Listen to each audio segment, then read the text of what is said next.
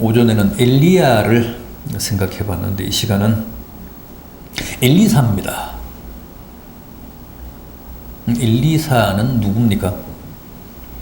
엘리야의 제자고 후계자죠. 형제가 아니고 엘리사의 제자입니다.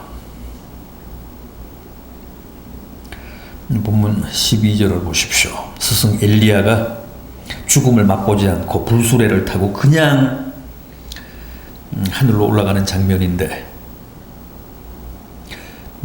그 현장에서 그 모습을 보며 엘리사가 뭐라고 외쳤습니까? 뭐라고 부르짖었습니까? 내 아버지여, 내 아버지여, 이스라엘의 병거와 그 마병이여, 그럽니다. 그 광경이 너무도 신비하고 경이롭고 압도적이어서 그냥 비몽사몽간에 그렇게 외친 겁니다. 여기 보면 엘리사가 엘리야를 내 아버지라고 합니다.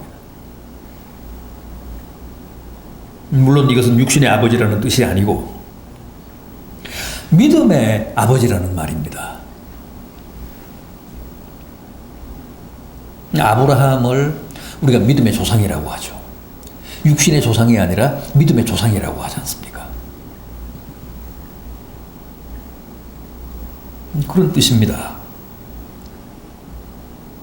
엘리사가 승천하는 엘리야를 내 아버지여, 내 아버지여 하며 부르짖은 것도 그런 말입니다. 가톨릭에서는 사제를 신부라고 하잖아요. 아버지라고 하지 않습니까? 우리는 교황을 교회의 황제, 교회의 임금이라는 뜻으로 교황이라고 부르지만 외국에서는 교황을 다 아버지라고 합니다. 이태리 말로는 파파, 독일 말로는 팝스트, 영어로는 뭐라고 합니까? pop이라고 해요. pop. 그게 다 그리스 말, 헬란 말 파파스에서 왔습니다. 파파스가 헬란 말이 원어입니다. 아버지. 아버지라는 말이에요. 외국에서는 다 신부, 교황을 다 아버지라고 합니다. 육신의 아버지라는 뜻이 아니라 영적인 아버지, 신앙의 아버지, 믿음의 아버지라는 말이죠.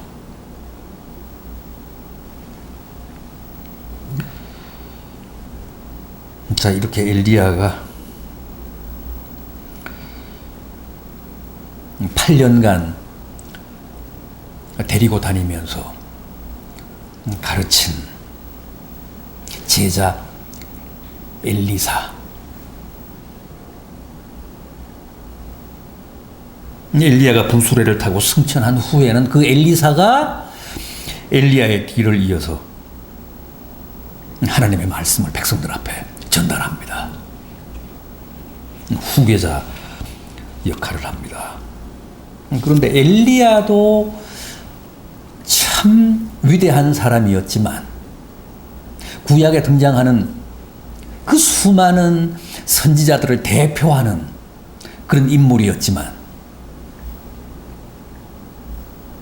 엘리사도 자기 스승, 자기 믿음의 아버지인 엘리야 못지 않았습니다. 정말 위대한 선지자였습니다. 우선 엘리사는 갑절의 성령의 능력을 구한 사람입니다. 오늘 본문 9절을 보십시오. 엘리야가 엘리사에게 이르되 나를 내게서 데려감을 당하기 전에 내가 내게 어떻게 할지를 구하라. 엘리사가 이르되 당신의 성령이 하시는 역사가 갑절이 내게 있게 하소서. 당신이 행사한 성령의 능력 갑절을 내게 주십시오. 참 당돌합니다. 스승의 성령의 능력 2배를 자기에게 달라 그러잖아요. 참 담대한 사람이었습니다.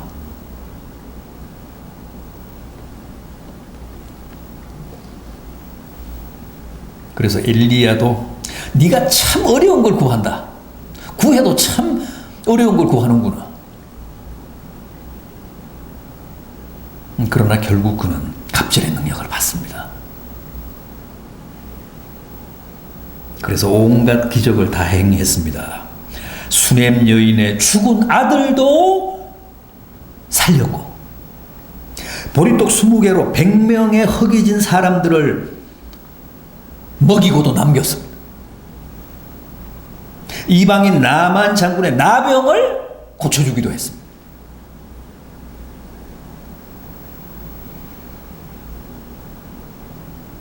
자기 스승 엘리야처럼 요단강을 쳐서 가르기도 했잖아요. 여러분, 성령은 예나 지금이나 똑같으신 하나님의 영이십니다. 따라서 성령의 능력이나 역사는 예나 지금이나 조금도 하나도 다를 바가 없습니다.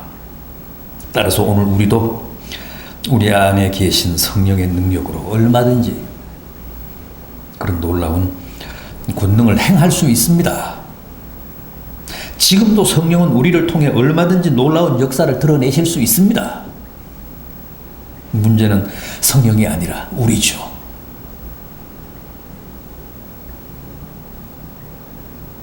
우리가 엘리사처럼 갑절의 능력을 구하지도 않고 성령의 권능의 필요를 느끼지도 않고 성령의 권능을 엘리사처럼 간절히 사모하지도 않으니까 이 시대에는 더 이상 그런 성령의 능력이나 기적이나 역사가 일어나지 않는 겁니다.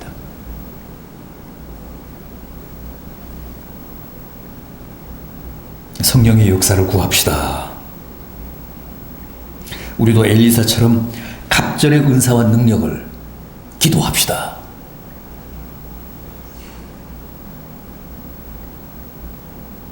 우리를 통해 역사하시는 성령의 기적을 구합시다.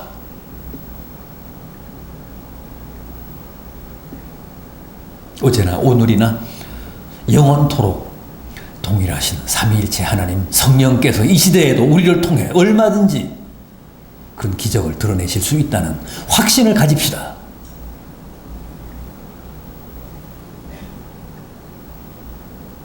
다음 엘리사는 엘리야의 하나님을 불렀습니다.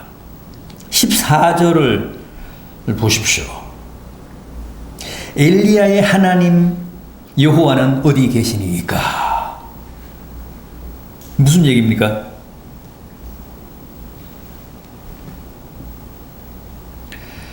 엘리사가 자기의 스승이요 위대한 믿음의 선진과 함께 하신 하나님을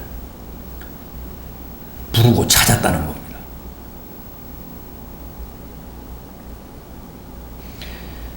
자기의 믿음의 아버지인 엘리야 선지자를 분수레에 태워 하늘로 데려가신 하나님.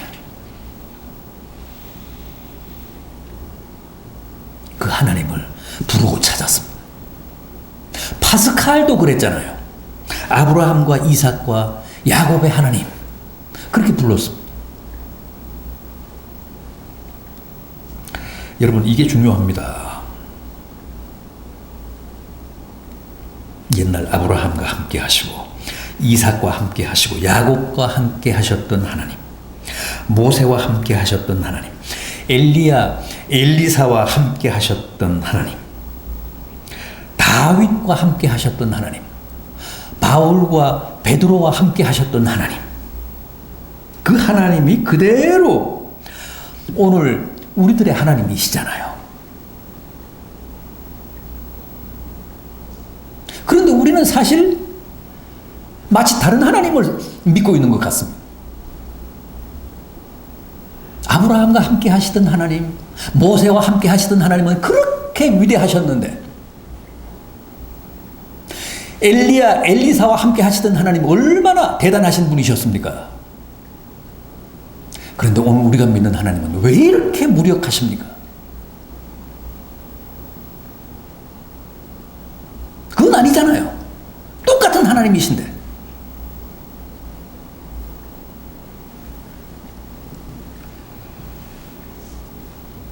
여러분, 기라성 같은 믿음의 선지들과 함께 하셨던 하나님, 그들에게 은혜를 베풀어 주셨던 하나님이 오늘 우리가 섬기는 하나님이십니다.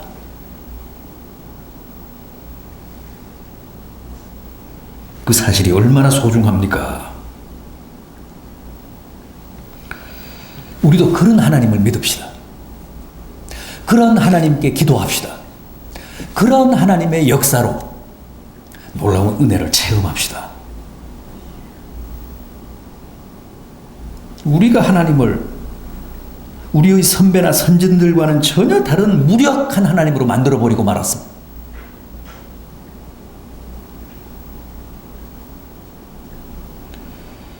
우리도 엘리사처럼 위대한 선진들의 하나님을 불러야 합니다. 잃어버린 엘리야의 하나님, 엘리사의 하나님을 되찾아야 합니다. 엘리야의 하나님 여호와는 지금 어디에 계시나이까? 엘리사가 그렇게 외쳤잖아요. 우리의 위대한 믿음의 선지들과 함께 하셨던 하나님, 지금 어디 계십니까? 우리와 함께 해 주십시오. 우리에게 역사해 주십시오. 우리를 통해서 당신의 위대한 기적을 드러내십시오.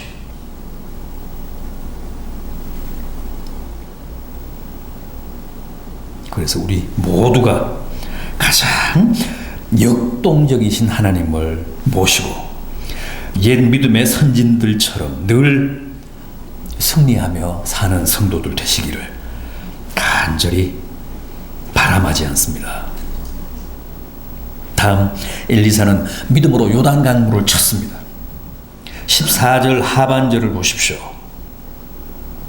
그도 물을 치매 물이 이리저리 갈라지고 엘리사가 건너니라.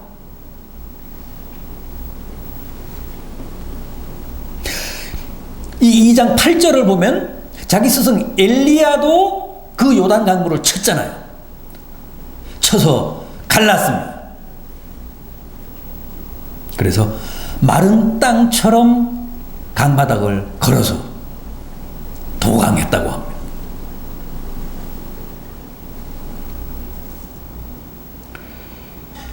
지난 8년 동안 엘리사는 스승 엘리야를 모시고 다니며 숱한 기적과 하나님의 능력을 현장에서 목격했습니다.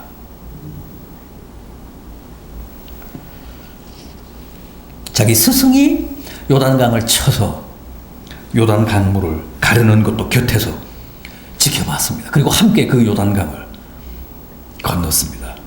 그랬기 때문에 그에게는 지금 그야말로 불같은 확신이 솟아났습니다. 그래서 자기도 스승 엘리야처럼 겉옷으로 요단강을 쳤고 또 그의 확신 그대로 요단강이 갈라져서 갈라진 요단강을 건너는 놀라운 기적을 체험하게 됐습니다. 여러분, 이런 영적인 체험은 우리의 믿음을 담대하게 하고 또 확신에 찬 담대한 기도를 하게 해서 우리로 하여금 기적을 만나게 합니다. 지금도 우리가 믿음으로 요단강을 치면 요단강이 갈라집니다. 믿음으로 한강을 치면 한강이 갈라집니다.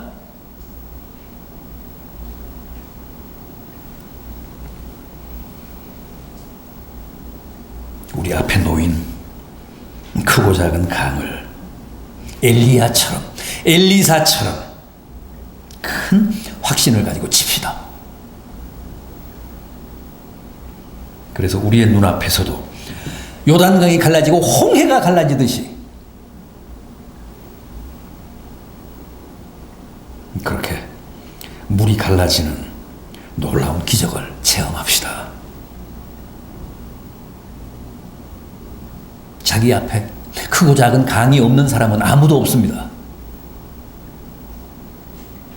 우리는 다 참 난감한 강을 앞에 두고 있습니다.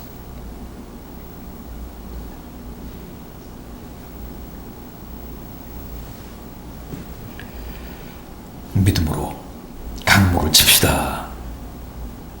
오늘 그걸 엘리사에게서 배웁시다. 엘리사에게서 그 도전을 받읍시다.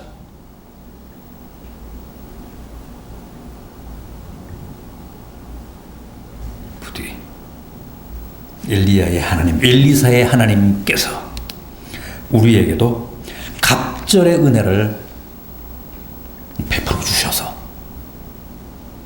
우리 앞에 놓인 산도 다 들어서 바다에 던지고 강도 다 쳐서